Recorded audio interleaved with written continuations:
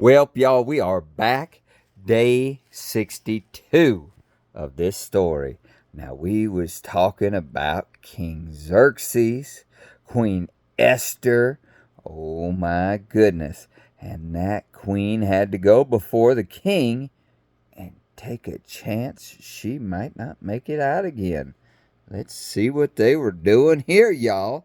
Esther again pleaded with the king, falling at his feet and weeping. She begged him to put an end to the evil plan of Haman the Agagite,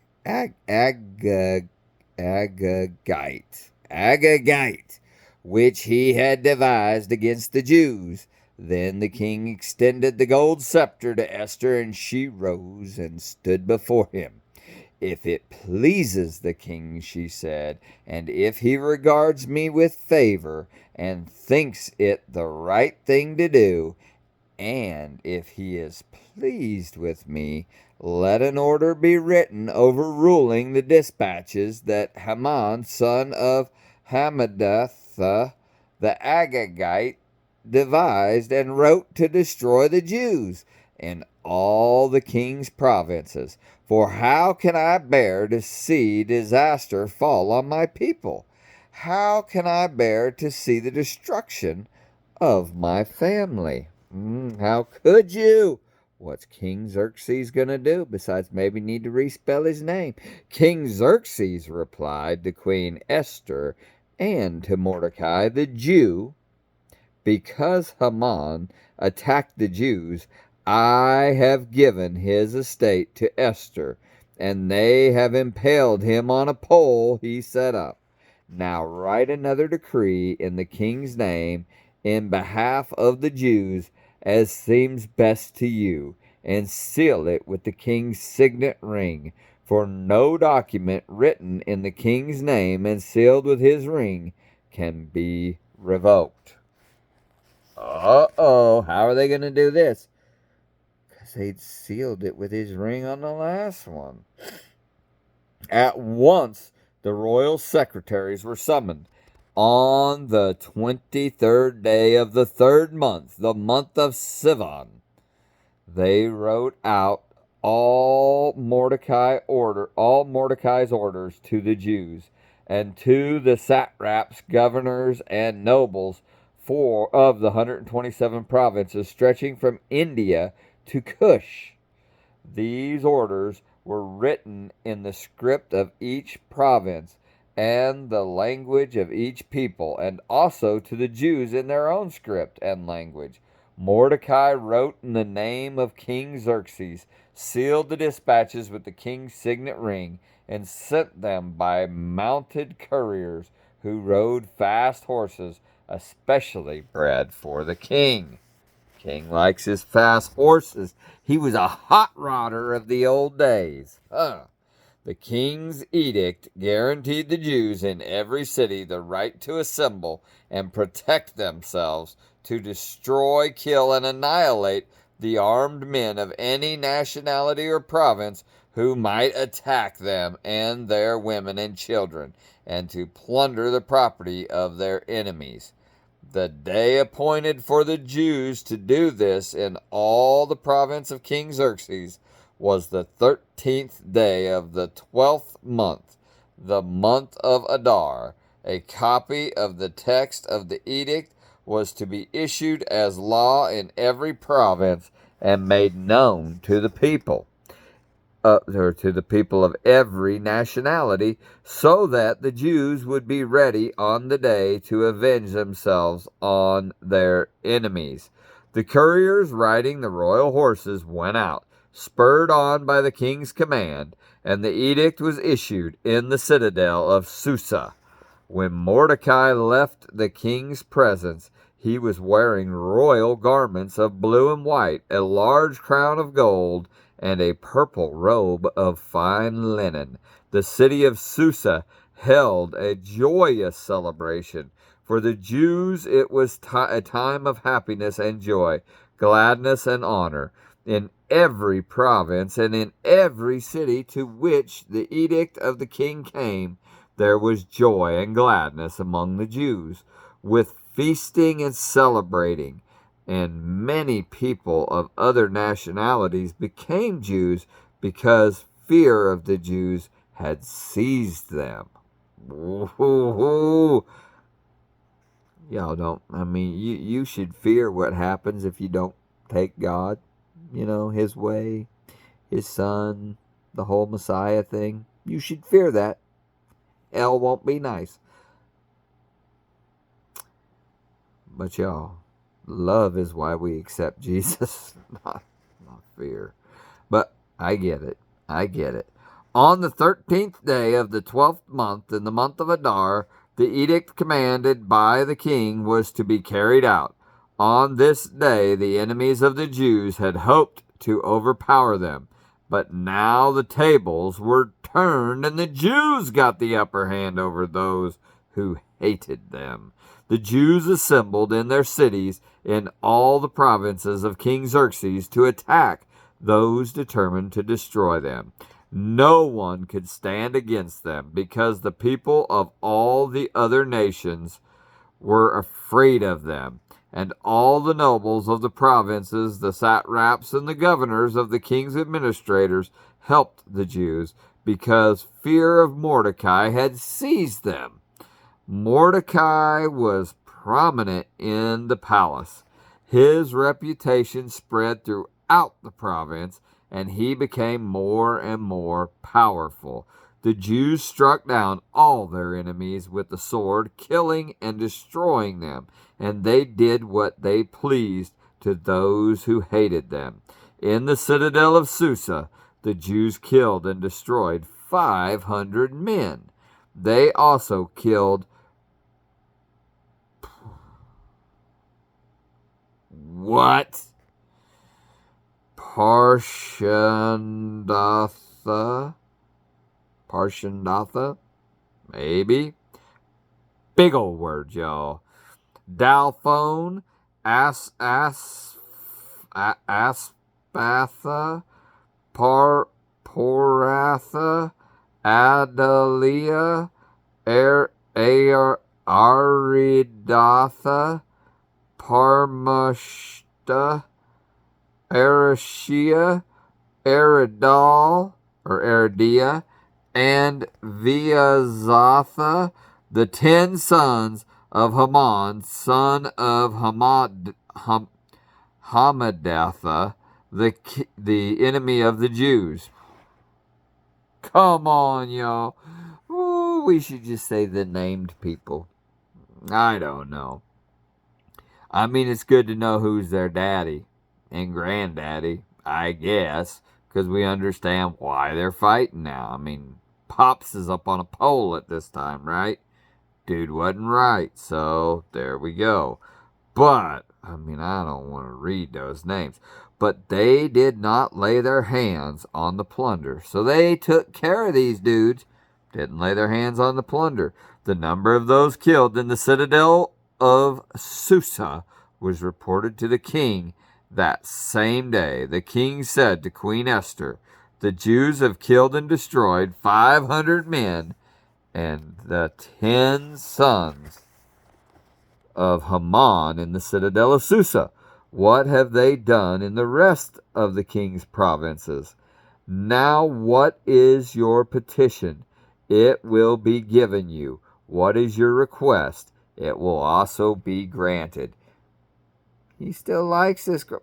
I'm telling you, if it pleases the king, Esther answered, give the Jews in Susa permission to carry out this day's edict tomorrow also, and let Haman's 10 sons be impaled on poles. We got 11 up on a pole, 10 and 1, Pops and sons. So the king commanded that this be done. An edict was issued in Susa, and they impaled the 10 sons of Haman. The Jews in Susa came together on the 14th day of the month of Adar, and they put to death in Susa 300 men, but they did not lay their hands on the plunder. Meanwhile, the remainder of the Jews who were in the king's provinces also assembled to protect themselves and get relief from their enemies. They killed 75,000 of them, but did not lay their hands on the plunder. This happened on the 13th day of the month of Adar, and on the 14th day they rested and made it a day of feasting and joy. This story of Esther and Mordecai is also the story of the beginnings of one of the annual Jewish festivals, the festival of Purim. The story also keeps the memory alive of the great deliverance of the Jewish people during the reign of Xerxes. Mordecai recorded these events, and he sent letters to all the Jews throughout the province of King Xerxes, near and far, to have them celebrate annually the 14th and 15th days of the month of Adar, as the time when the Jews got relief from their enemies, and as the month when their sorrow was turned into joy, and their mourning into a day of celebration. He wrote them to observe the days as days of feasting and joy, and giving presents of food to one another and gifts to the poor. So the Jews agreed to continue the celebration they had begun, doing what Mordecai had written to them. For Haman, son of Hammedatha, the Agagite, the enemy of all Jews, had plotted against the Jews to destroy them, and had cast the pur, that is, the lot, for their ruin and destruction. But when the plot came to the king's attention, he issued written orders that the evil scheme Haman had devised against the Jews should come back onto his own head, and that he and his sons should be impaled on poles. Therefore these days were called Purim, for the word pur, because of everything written in this letter, and because of what they had seen and what had happened to them. The Jews took it on themselves to establish the custom that they and their descendants and all who join them should without fail observe these 2 days every year in the way prescribed and at the time appointed. These days should be remembered and observed in every generation by every family, in every province, in every city. And these days of Purim should never fail to be celebrated by the Jews, nor should the memory of these days die out among their descendants. My goodness, y'all. Tell me that ain't good. That's the end of chapter 20. But I want to tell y'all, see, like, I couldn't have been Mordecai. Couldn't have. God had a plan and he used it through. But you're telling me I'm going to let my virgin daughter go to some king? King, you're dead. You ain't coming after my daughter. And I'd have destroyed God's whole plan for helping everyone. Because I'd have been like, no, I got this one thing. Sometimes I say, God, you got to, I could not have taken Isaac up the mountain with the intention of killing him. I know God is good. And I know God's plans are good. And I love God with all of my heart. But Lord, them's my babies. And I ain't trying to go against you. It's just how you going to have me do that stuff to my babies. That would be rough for me. And I think maybe God has a plan that works into what we are. Because not everybody thinks like me. But if he's going to put me in his plan, don't you think he's going to put me in the plan where I fit? Most likely. That's why he did not let me be Mordecai. That's why he did not have me be Abraham. Right? He's got me as Shane. And maybe the only piece of this plan I got is to tell the story on this here YouTube so that someone might hear it. And that story is a story of love. We're going to see all the way through where God and the people he loved turning to him, turning from him, turning to him, turning from him. Now, guess what? These people were turning to God and from him. He never turned nowhere. God was there the whole time. Sometimes he said, I'm going to let y'all get in a mess because y'all is just stiff-necked group. And sometimes he said, I hear you crying and it suffers me. So I'm going to take care of that. I'm going to give it to you. Right? Good story. Just think about that in your own life. And don't beat yourself up too much just because you aren't the person you think God's calling you to be. God has a plan for you just as you are. If you've been battling with an addiction, God says, I got a plan to use that to grow my kingdom, right? He's going to deliver you, but not just so that you never speak of it again. That's your testimony.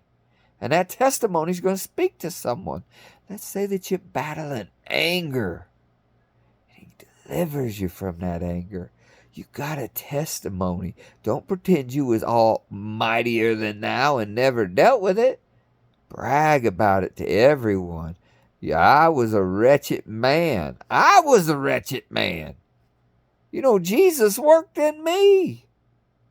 And if he can work in me, y'all, he can work in everybody if he can work in me.